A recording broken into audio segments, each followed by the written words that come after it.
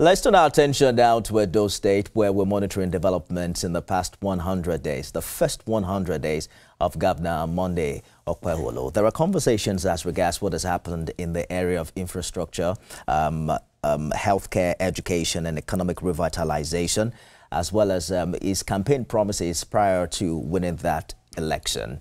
There are also concerns as to development with the suspension and eventual impeachment of some local government chairmen, which has sparked controversy and raised questions about the governor's approach to governance. And we'll be talking quite a number of issues, developing issues in that part of the country. Let's bring in special advisor on media and publicity to the Edo State Governor, Bugi Okpebholo. Thank you for joining us on the program. Thank you, Nifemi. Good to be here. Absolutely. It's good to drag you all the way from Edo to have this conversation. My pleasure. My pleasure. So, Mr. Governor did promise some 5-point agenda, yes, which he said he would follow to the letter. What would you say he's achieved in the past 100 days? A lot. I mean, it's been a breath of fresh air over the last 100 days, a new dawn, a new way of doing things, a government that the people of Edo State voted for, and a government that has been meeting their expectations. The governor is running on what we call the SHINE agenda. Now, the SHINE is an acronym for security, healthcare, infrastructural development, natural resources, and agriculture, which encompasses food security and food sustenance and education. And in all those 5 areas in the last 100 days, the governor's impact and imprint have been very, very effective and evident in those areas. So do I go ahead and start listing them before we get there? We'll probably just touch on a few of them because we don't have enough time. Obviously. You are a spokesperson for the governor, so that is what you do. But we are hearing about reconstructing and renovating 100 schools. Will that still happen within this first 100 days? Well, it has already started. A lot of schools are already being renovated. And maybe I should lay a background on how Governor Monday Okpebholo operates and how he achieves the things that he achieves. Governor Okpebholo is a very pragmatic personality, very proactive, very hands-on. He approaches governance from a top to bottom, from his bottom-top strategy rather than from a top to bottom. A top to bottom strategy, which is what was consistent with the past administration, is the people at the top saying, I know what you need, I'll give you what you need. But the bottom-up approach is, what do the people need? Reaching out to the people, hearing from them, and knowing what exactly their needs are. Now, because of his style of governance, which is very proactive and hands-on, he doesn't wait for that holistic. So, for example, this is a governor who's in the office morning till evening, and once it's 5 p.m., everybody gets on the road for project inspection. As he inspects a road project, for example, in a community, he observes a school that is dilapidated, that is not, that is not fit for learning. With a few inquiries, work immediately is commissioned to begin on that school. So when we say 100 schools in 100 days, we might not be waiting for one elaborate. Work is already going. Several schools have already been renovated, and a lot more will be renovated. A promise is a promise. He did say 100 schools. Yes. In 100 days. How many schools has he fixed within the 100 days in office? That's what I'm saying. Several schools have been fixed. Several are different. I thought you were going to put a number to it, actually. Well, when you say fixed, yes, completed, we have quite a number of schools that have been completed. Some are ongoing. Okay. Some are still being worked on. And fixing the schools is just one part of attending to education. Teachers, over 8,500 primary school teachers have been promoted recently, primary and secondary school teachers, and many more are being recruited. So the attention to education is holistic. Beyond just renovating schools, so much is going on in education at the same time. So as much as we look at the renovation of schools, we're also looking at equipping schools, we're also looking at the manpower, we're also looking at, several. Governor Okpebholo is very committed. Education is a very key part of his 5-point agenda, and so much is already going on in that direction. A lot has happened since November when he became governor. Yes. We're going to touch on quite a number of the projects he's promised and whether or not he's been able to fulfill those promises. But he's also courted a lot of controversies. Okay. And I'd like us to touch about that because we've seen suspension, yes, and the impeachment of some local government chairmen. Okay. The conversation has been, why does it seem difficult for governors to work with council chairmen elected on opposition platforms? Okay, let's situate it properly. You know, I think it's good that I have this platform to also address some of these things. The state government did not suspend local government chairmen. The constitution gives the governor some oversight function over local government affairs. Now, when he came into office, there were heavy reports about misappropriation of local government funds, about fraudulent activities going on. So, in exercising his oversight function over the local government, he wrote to the local government chairman asking that they provide, you know, he needed to have an idea of what the financial situation with the local governments were, of course, as part of settling down into office. Unfortunately, they didn't cooperate. And then he petitioned the House of Assembly. And then he wrote a letter to the House of Assembly explaining to them that, look at what the situation with the local governments are. Which kick-started the process of the suspension. Yes, and the House of Assembly, in its wisdom, decided, okay, for proper investigations to be done, it might be necessary for this chairman to step aside so that the investigations can be thorough, so that they can be transparent, so that they can be, you know. While the suspension was on, some councillors in different local governments impeached their chairman. Probably without any influence from Mr. Governor. Because there's what you're saying, there's what the opposition is saying. There's what the opposition is saying to the extent that this administration has sacked every single individual who refused to work with the councillors to remove their chairman. Opposition have a job to do, opposition, so they will oppose. But it doesn't mean their position is what the position is. I'm telling you what the position is.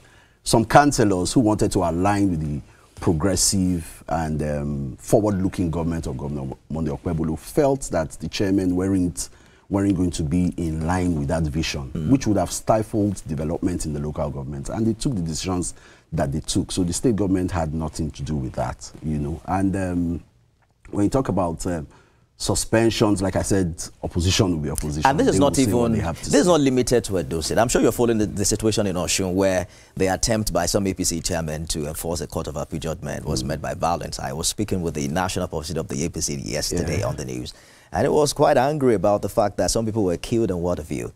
Some would say everyone in Nigeria wants local government autonomy except state governors.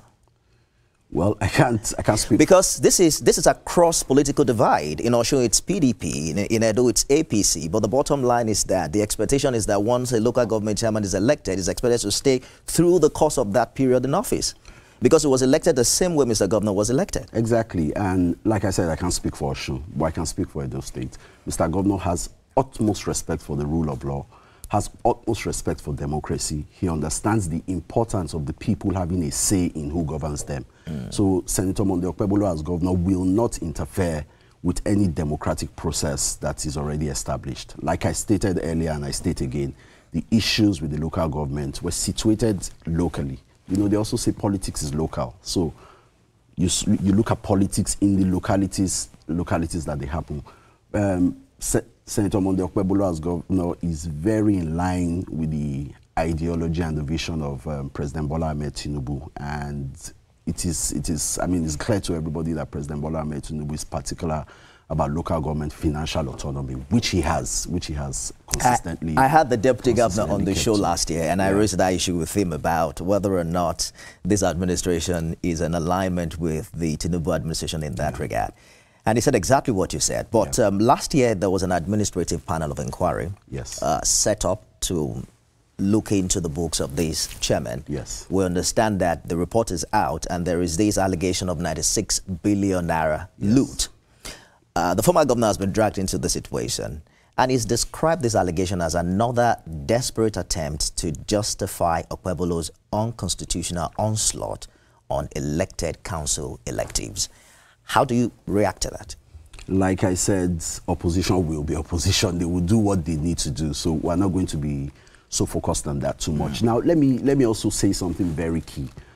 This government came in meeting a major challenge, and that was the incomplete process of the transition. You know, the transition from the past government to this government. If you remember the circumstances around that situation, it couldn't happen successfully. And that was because, I dare say again, that we had a government that was very elitist in the past administration, a government that was, that felt it knew what had to be done, irrespective of whether that was the right thing to do or not. So the situation around the transition was, our team, the team that was put together on the governor-elect side, as he was at that time, requested for certain information, but of course, in their usual way, they insisted, this is what we want to give to you.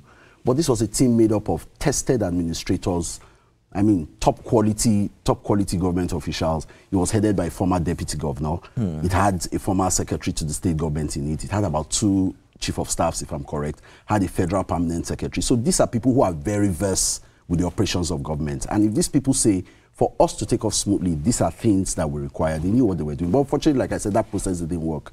What that cost was that when this government came in, time and resources had to be committed to begin to ascertain the true position of several issues. And one of the areas that was looked at, of course, was the assets. You know, what are assets? What are the conditions of some of the agreements and contracts that were signed by the previous government? And of course, the local government situation. So the administrative panel was set up to look into local government affairs, and the report was submitted. And from the summary of the report that has been presented so far, it shows that from the period of, I think, November or September 2023 to November 2024, over 96 billion that had accrued to local governments were either mismanaged or fraudulently diverted. And that's the situation as it is presently. But what the Obaseki camp is saying is that Mr. Governor doesn't have the supervisory responsibility over local government and can therefore not set up an investigation of government officials that were elected the same way he was elected. The governor section, I'm not a lawyer, but I think section 7 gives the state's governor some oversight function over local government. Governance is about the people. We must never lose sight of that fact, irrespective of whatever politics is played.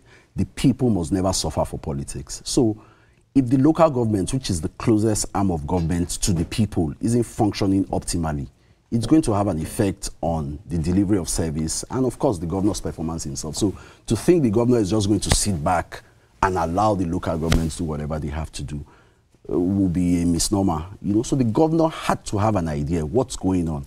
The responsibility to provide delivery to the citizens is on all the tiers of government, the federal, the state, and the local government. If I know that you are not handling your responsibility properly and the people are going to be shortchanged, I mean, a responsible government will have to do something about that. So the governor is just playing his role as a responsible, you know, proactive governor who's passionate about his people. And the affairs of the local government form a major part of the concerns he needs to address. You speak for Governor Okpebholo. Yes. And you're close to him as a spokesperson. Yes. Do you think he's going to probe the Obaseki administration?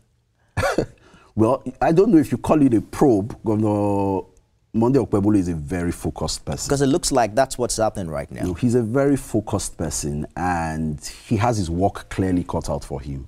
He made a promise to the Edo people during campaigns, and he's eager to fulfill those promises. As he goes on that journey to fulfill those promises, anywhere there are issues that need to be addressed to be able to deliver that, he does that. He addresses those issues. He came into office, he needed to know. The last government worked with a lot of non-state actors, consultants from out of town. I mean, almost the whole of the government's administrative structure, the civil service, was being run at the top by consultants. He needed to sort all of that out, you know, review a lot of the records, review a lot of the contracts, you know, excuse those that couldn't be allowed to continue. And in the process of doing that, some form of audit had to be carried out. Same with the local governments, because a lot of what he needs to do, for example, one of his major areas of intervention is agriculture. The local government has a lot of role to play in that if that plan will succeed. Boogie, you already answered question like a politician. No, it's what it is. I'm asking questions like a truthful person, you know. So, is it going to probe if you the previous administration, yes or no? If you now say his assessments are a probe, that is left to you. Right. But what he's doing is having a proper assessment. There are specific promises Mr. Governor made during the campaign. In September last year, he assured the people of Okpebholo of the revival of the Ojiramir Dam. Yes. That's what it's called, right? Yes. Ojiramir Dam. And that he would provide water for the people. To provide water for Okpebholo, the revival of that dam will be my priority. What has happened in 100 days? Well, 100 days is 3 months out of a potential 96 if he does 2 terms. So we may not expect everything to happen in 3 months. But I'm happy you talked about water.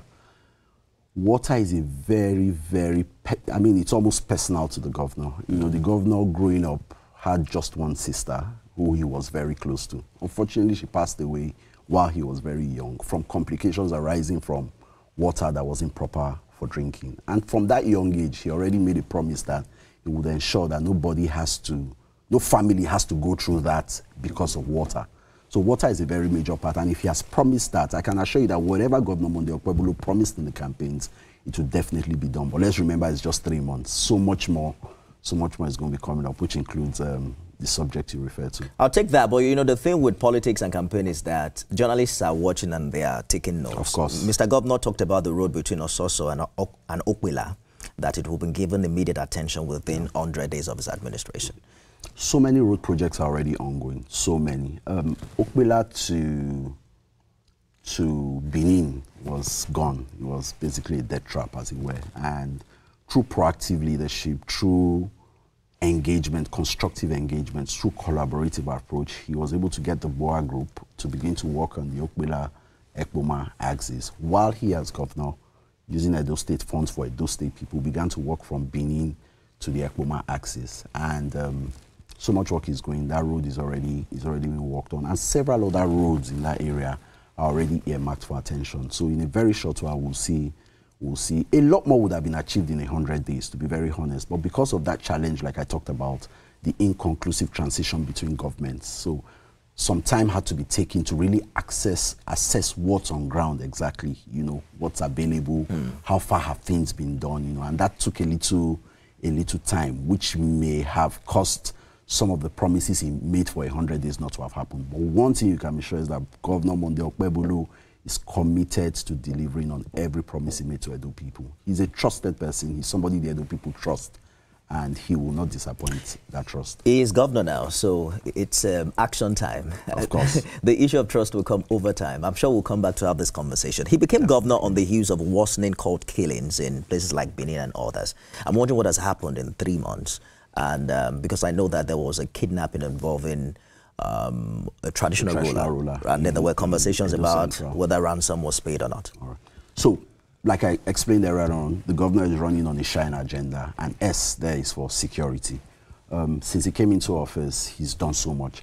The first security issue he handled, because it's interestingly happened that these cult issues have been a perennial problem in Edo State. And just before inauguration, there was a very serious one ongoing. Immediately he came in, within the first 3 days, within the first few days of coming into office, he was able to, through engagement and a carrot and stick approach, you know, bring all the warring parties to a table and ensure that that matter was resolved. Carrot and stick in the sense that while you are engaging on one side, you have a stick on the other side to ensure that if you don't comply, the stick will be applied. And that matter was dealt with. And he took it a step further by working with the House of Assembly to review the anti-cultism and kidnapping law, which has now provided for much stiffer punishments for anybody caught, you know, caught in that deviant behavior. And with the new consequences and with the new laws of being involved in things like that, I'm very sure it will be a deterrent to a lot of people.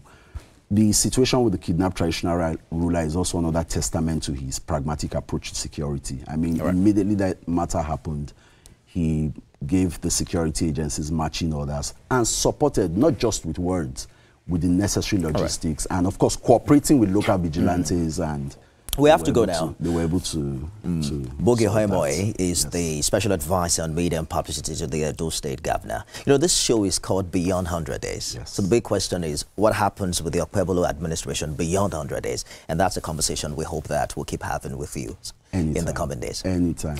Thank you so much for coming. Thank you very much. That's our show today, everyone. Thanks for being a part of it. Remember, you can watch it again at midnight and at 6 a.m. tomorrow. The conversation continues online. Follow me at Nifemi Oguntoye on X. Remember to tag at TVC News On.